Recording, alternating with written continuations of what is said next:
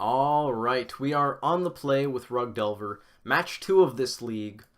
This is a keep. We are definitely running it. We have turn 1 Delver followed by Serum Visions, maybe Serum Visions, Serum Visions, maybe Serum Visions Denial, maybe whatever we draw. We're definitely slamming the Delver though. Using this Flooded Strand, we want to get it out of our hand, and I don't actually know what land we want to get off of it. I'm leaning towards the Steam Vents. If we're up against something like Burn, we can always be more cautious with our second fetch land, maybe just get a basic forest. And if we're not up against something that's going to pressure our life total, we don't really care as far as extra shocks go. Here's a basic island. Makes it pretty likely that we're just going to end up getting a forest off of this foothills. Regardlessly, I want to use the island to use the visions. Mandrills on top, not something I'm that interested in. Also don't want the fourth land. We drew a Delver though. So we're going to be getting in with that. Well, we're getting in with the one that's already here. The one we drew, just going to be played.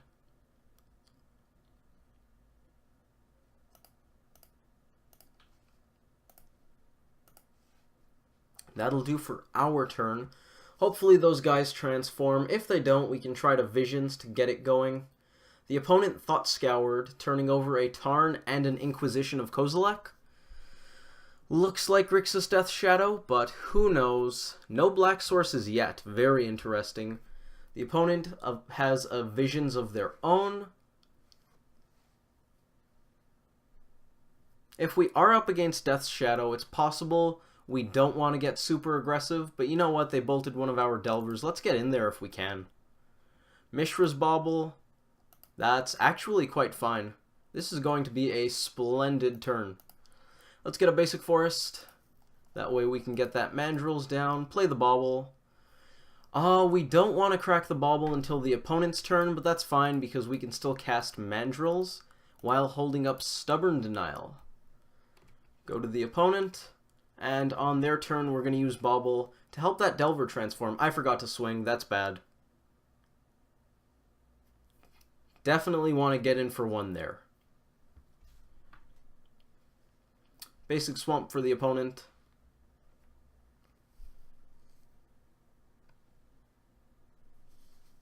Serum Visions, not something I think I want to counter. The opponent has a lot of cards in hand. I think we're going to have to save Denial for the ones that matter, as opposed to just going off of Visions, which will simply help them fix their mana. This is a Delve threat. Given the way they're paying costs, it's a Gurmag Angler. Not something we can actually deal with here, but I think that might be okay. On the end step, we're going to use this Bauble. Look at our top card. Help that Delver out. Tarmogoyf on top. We're not going to show that. Delver's going to hit the stack first. Let's draw Goyf.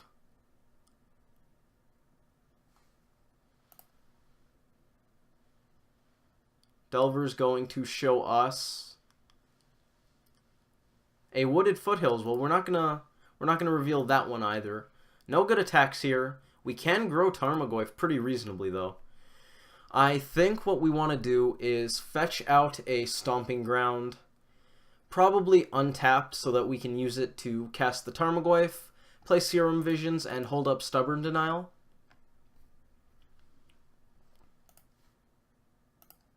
We're going to be playing the Visions before the Goyf, just cuz. Sequencing matters. Mana Leak on top, second Bauble. Actually, was that the third Bauble? That was in fact the third Bauble, not all that important. Let's play the Goyf, and I believe we want to hold on to that Stubborn Denial. It is entirely possible we want to slam the Delver, just get transforming. You know what? That's not a bad idea. It's pretty unlikely the opponent can deal with that much stuff.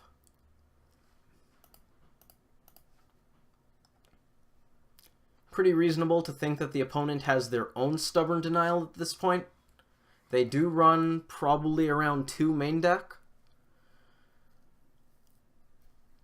This actually might just be a Grixis control deck.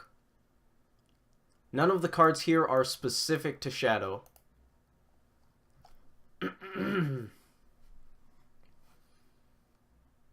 Thoughtseize going to take our denial, yup. We probably would have ended up countering that, I want to think, so that we can keep the Delver. Although I don't know if they would just take the denial anyways. The opponent losing a little bit of life still could be Grixis control. They definitely run Thoughtseize. Hand Disruption, very good in this format. Gurmag Angler giving us a good bit of trouble on the ground, but I think we're going to be okay with these Delvers going.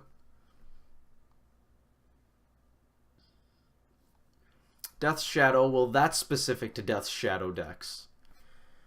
Delvers are going to transform off of Mana Leak, and I don't actually know if I want to attack with them. Doing so is going to lower the opponent's life total such that we actually might kill them very quickly. The Shadow is going to become an 8/8, which is pretty relevant. We're not swinging with the entire team. I think we're just going to get in there with both Delvers. Give them a clock that they have to deal with. They don't run that many Lightning Bolts. Death's Shadow favoring Fatal Push mostly. So they didn't actually have a way to interact with those Delvers before they connected. Now that they untapped, they could. Well, sorry, they didn't likely have a way. And we could always Mana Leak a 1-of Lightning Bolt. Death's Shadow's going to get in here, and I think I'm fine with this hit. If they have exactly Temur Battle Rage and Stubborn Denial, we're going to die from not blocking. If we double block, though, Street Wraith takes care of both of our dudes on the ground, which actually isn't that bad. I think the purpose of the attack here is to try to get the double block to deal with our guys so we can't swing with everything, while also bluffing the Temur Battle Rage, or they actually have it, which seems at least somewhat unlikely, because I don't think Death's Shadow is really main decking Temur Battle Rage these days. 1 in 26% of lists, apparently, as far as MTG Goldfish's data is concerned. So if they have Temur Battle Rage and we block with one dude, what happens? Assuming they can resolve Battle Rage, because if they can't resolve Battle Rage, who cares? We're just going to leak it. So if they have Battle Rage plus Denial so that they can resolve it, we're looking at 16 power here, which we do survive by blocking. If they have a Street Wraith as well, we don't survive, but that forces them to have Street Wraith, Battle Rage, and the Denial. So I think we're just going to put a guy in front of this to chump. I feel like Tarmogoyf is what we want to put because it dies to Fatal Push, which is pretty common in their deck, I think. Having a 5/6 Goyf is nice, and once Mandrills dies, it would be 5/6, but I think I'd rather block there.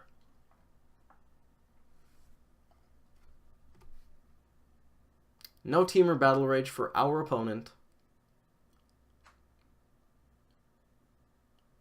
No Street Wraith either, which is probably something they want to be... Sorry, not using Street Wraith is probably something they want to be doing if they're not winning on the spot, because they'll go to 3 and either of these aberrations will become lethal, which would be pretty good for us. The opponent in the tank, who knows what they're thinking about? Something post-combat. Could be a follow-up Shadow. They do need to deal with Delver, or at least one of them. Now, I'm at least somewhat skeptical of the opponent, of the idea that the opponent attacked so that we would block. That's going to resolve. We can't profitably leak it. I'm skeptical that they attacked to deal with one of our creatures because they could just block one creature. So I don't think that would be why they would do that, make that attack. I think if they're making that attack, they're hoping we're double blocking and that they can punish it somehow, or they're going for the win. We're going to untap. Take a look at what we draw. It's another Mana Leak, which is not good. We're going to get in there with Insectile Aberration. Hooting Mandrill's going to be staying back on blocking duty. 2 Mana Leaks means we basically can stop them from resolving just about anything, which is definitely good for us. Blocking going to be very important here. A reason I like blocking with the Goyf first. Fatal Push deals with Delver of Secrets, but we could always draw a Lightning Bolt in that case. If they just have removal for Tarmogoyf, I guess it's not actually that bad. Do I want to Mana Leak the Snapcaster Mage? No, I want to make them cast their thing. I want to Mana Leak the spell they flashback, so that we can Mana Leak whatever tries to deal with Delver if they have a second one. Fatal Push, counter that. They know about that Mana Leak. There's the Stubborn Denial. And do we just let that resolve and then counter the push? I think that's fine. Second Mana Leak off the top. Not fantastic because it doesn't deal with the board, but might have just won us the game. We're going to get in front of the Death Shadow. The opponent going for broke with their attack. And a Forked Bolt to make all of that mana leaking completely irrelevant. Well, we still made good plays, and that's all we want to do. Well, we also want to win, but step one is make good plays. Alright, how are we going to sideboard against Grixis Death's Shadow? Something I'm definitely prepared for. What do we want here? Bedlam Reveler coming in. Probably one of the cards I'm least certain about bringing in this matchup. 3 Blood Moon as well. An Entrancing Melody, that should be exciting. And 2 Huntmaster of the Fells. Let's go grab those. I don't want Revelry. How did we end up grabbing the Revelry instead of the Huntmasters? Bedlam Reveler. 3 Blood Moons. Just the 7? Yep, just 7. And we're going to take out 2 Mandrills, 1 Scour, a Forked Bolt, and 3 Lightning Bolts. 1 Mandrills, 2 Mandrills, Thought Scour, Bolt, Bolt, Forked Bolt, and I believe 3 bolts were coming out. 3 bolts are coming out. Fantastic. So that's what we're going to be heading into Game 2 with. Can we make this a little bigger? We don't need to see all of Traverse's text box. That's a bit better. Okay, so stuff we took out. Bolt effects are not really where you want to be here. I think Tarfire's slightly better than Lightning Bolt in this matchup because it grows Goyf, makes Traverse better. Bolting faces is nice. Bolting shadows that are unlikely to grow in response to the Goyf, also in response to the Goyf, in response to the Bolt, also pretty decent. Usually Lightning Bolt is really bad here though, unless we're going to face. And when Bolt's only use is going to face, we usually board out quite a few. Thought Scour gonna go here because the opponent is interacting quite a bit. And a couple Mandrills are going to get out of this deck because Mandrills is good against small dudes. Let's compare Mandrills to Goyf here. Mandrills has Trample, Goyf is big. Mandrills is good when Trample's good, Goyf is good when you need to be big. Their creatures outsize Mandrills, and that makes Mandrills not great. Blood Moon, good against their mana base. Entrancing Melody, we're going to see how good Stealing Shadows can be. Bedlam Reveler, I'm not sure about, but card advantage is definitely relevant in this matchup. Graveyards also tend to grow. Huntmaster of the Fells, pretty great. As far as Disrupting Shoal goes, we have 20 minus 4 1 CMC blue spells. That's 16.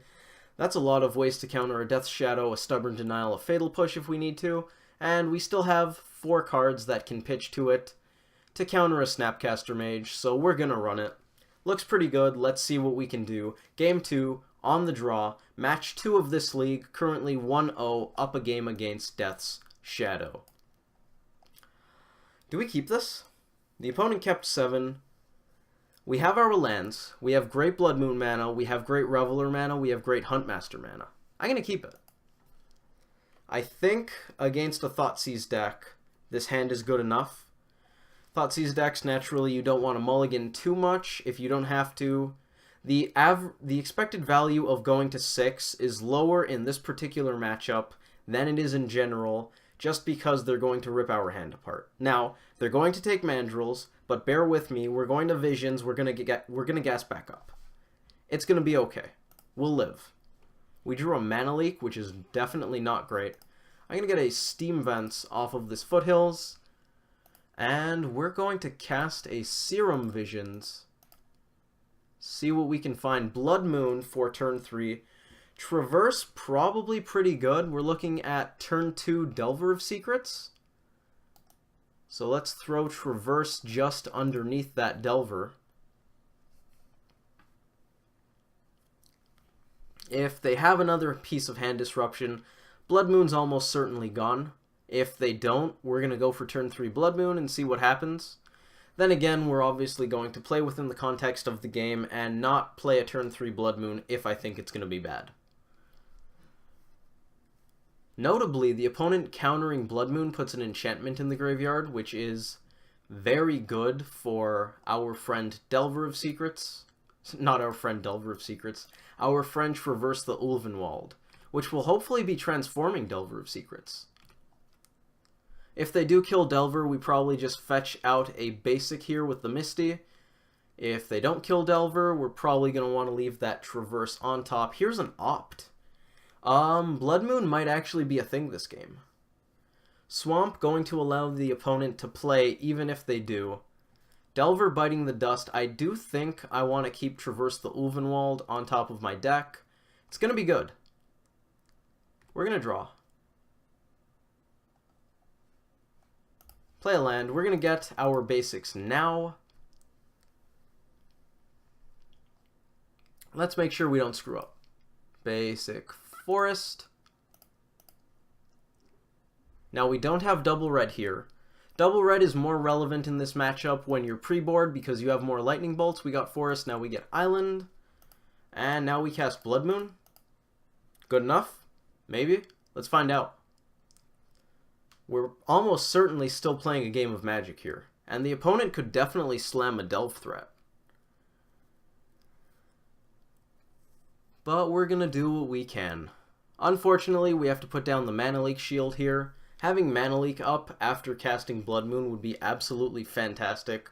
Not something we can do, though. Looks like it is a Delve threat.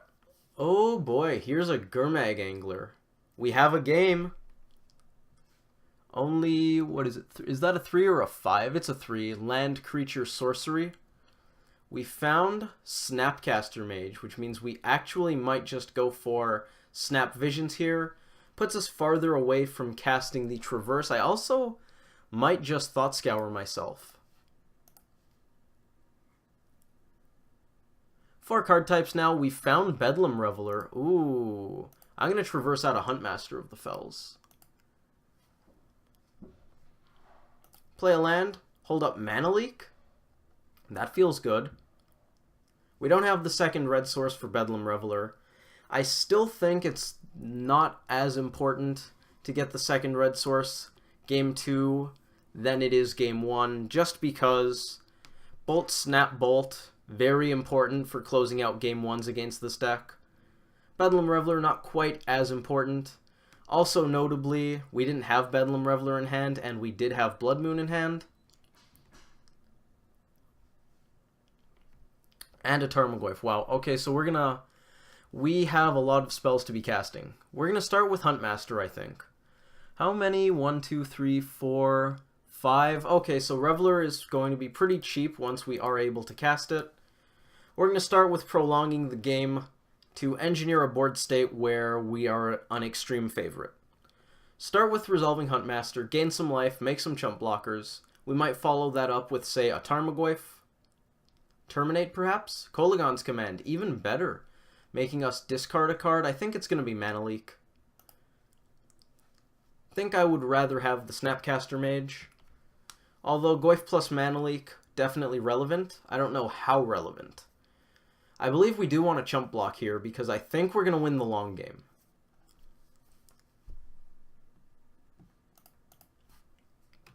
Wolf Token also not doing much to race Gurmag Angler.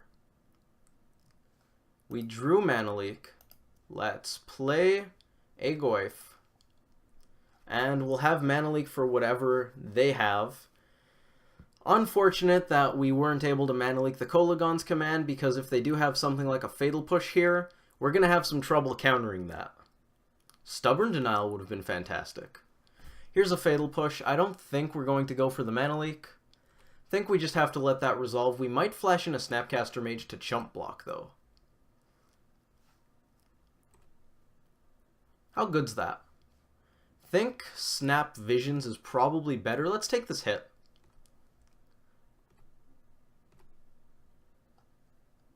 Spell Snare, pretty good. We're not going to hold it up, though. I'm going to Snapcaster Mage Serum Visions.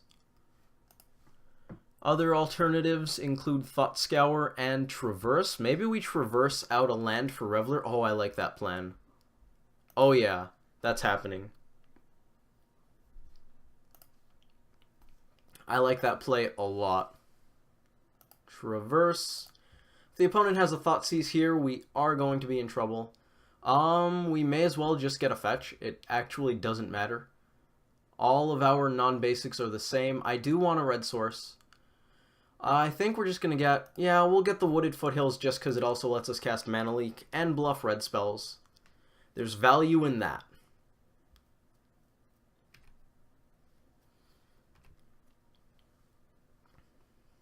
If the opponent goes for something like another Kolaghan's Command, we can counter it, which is definitely good. We're going to chump here. I don't want to go to 2. They are running Bolt and Snapcaster Mage. Just like that Wolf token, not doing much besides blocking on this board.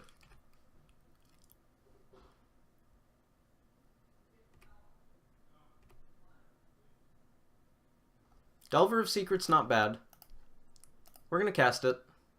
And how much is Reveler going to cost us? 1 red. Blue or green? I think I'd rather have the blue up. We're going to discard these counter spells. They're not doing much right now anyways. And let's get a new grip. Well, 3 cards. Not really a grip. Denial, pretty good. Vision's pretty good. Subsequent Blood Moon, not important. Think I would rather go for the Visions.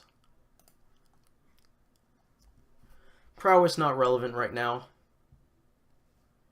Another Huntmaster sounds fantastic. So does Mishra's Bauble. Jeez. Okay, I don't really want to wait on Delver. I want very impactful threats. So I think we're going to bottom top here. Casting this grows Reveler, which actually doesn't matter. So we're going to hold off on that. We'll cast it next turn so that we can actually get some damage in with Reveler. And we'll be able to hold up Stubborn Denial. Oh, yeah. I kind of want to chump block here with the Delver of Secrets. If they have Lightning Bolt, blocking is very good. If they don't, it's okay to not block because we're going to gain life off of Huntmaster. I think I just want to block. Play it safe. Yeah, next turn we don't actually have to block nearly as aggressively because we're going to be able to gain life off of Huntmaster, so we're actually going to be able to build up a board state. I think I missed a few attacks with that Delver of Secrets. No, I just played it last turn with the Reveler. Never mind. I'm misremembering. This has been a very interesting game. When you have Reveler, Blood Moon, Huntmaster, and Snapcaster Mage all in your hand or within the span of a few draws, the sequencing is so interesting because you have to figure out how to get enough card advantage out of your spells. Terminate, pretty good. I guess that makes it a lot less relevant that we have Prowess. We'll hold up Stubborn Denial, even though it's not going to be great. Maybe we should have held on to the Bauble, but I guess that's not super relevant. I like getting the card out of it. I also like that it puts a card type in the bin for subsequent Tarmogoyfs. This hit I think we're going to take. Then again, if we're not blocking with the token... Sorry, if we're not attacking with the token, we may as well block. So I might actually just block. That's probably fine. It's probably better than not blocking, really. And on their end step, we're going to crack this Bauble. Look at their top card. Tassiger. Oh, that's going to be trouble. That's going to be trouble. This doesn't really matter. I will shoot the Gurmag Angler for sure, though. That's something I'm interested in. That way, if we top deck a Lightning Bolt, we can deal with it. Tassiger is at least somewhat less scary. Let's draw a couple cards. One's a Bauble. One's a Shoal. No, that was just Bauble's effect. Goyf. and Disrupting Shoal, very important here. Now, if we attack with Ravager, Death's Shadow comes online, and I don't really like that. So I might just play the Goyf. On the other hand, they only have the one black source, and Tasigar's coming down next turn anyways, so let's get in there. Play Tarmogoyf, and I don't think I want to play the second Blood Moon. Well, we took away Angler's good attacks, which makes me pretty ecstatic.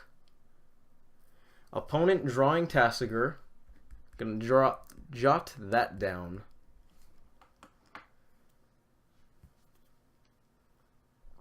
They can cast the Tasigar. If they go for push on Goyf, we're going to very happily counter it. Actually, I would probably use the Disrupting Shoal to counter it, just because the Denial is more versatile, takes less mana.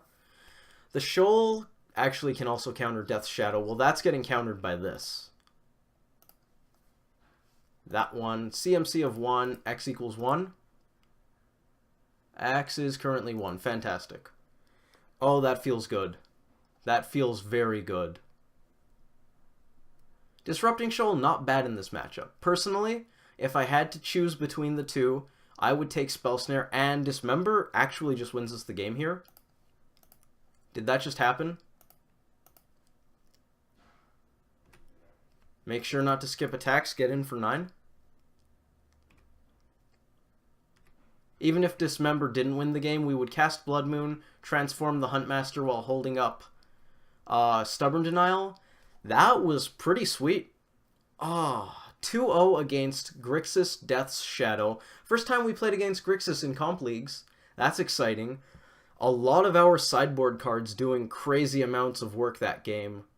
Drawing them was definitely good, not gonna lie. Having them, though, that was nice. Having them in the sideboard, bringing them in, I'm going to accept points for that. Drawing them, yeah, there's always variance. What are you gonna do? Yeah, I think we played that pretty well. I'm pretty excited. Makes me really glad. 1-1 in this league so far. Loss against Blue-Red Gift Storm because I made some bad plays. Here, though, we made some good plays, and I like that. Thank you all for watching. I hope you enjoyed this video, and I hope to see you in the next one.